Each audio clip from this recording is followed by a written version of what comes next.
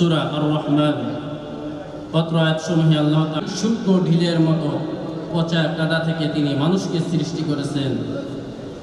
আর তোমরা তোমাদের রবের কোন কোন বিস্ময়কর দিক অস্বীকার করবে? দুই উদাহরণ জাতি, তোমরা তোমাদের রবের কোন কোন কুদরতকে অস্বীকার করবে? আমিন সুম্মা আমিন।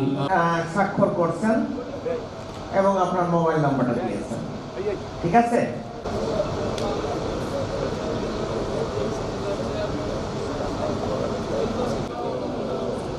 অনুরাগ বা বিরাগের বশবর্তী না হইয়া যেন চরাচরণ তৎপদং দর্শিত যেন তস্মিन् শ্রী পরমানন্দ মাধব। শ্রীমদ্ ভগবদ গীতা 14 কামসংকল্প বর্জিতা জ্ঞানাগ্নি দগ্ধ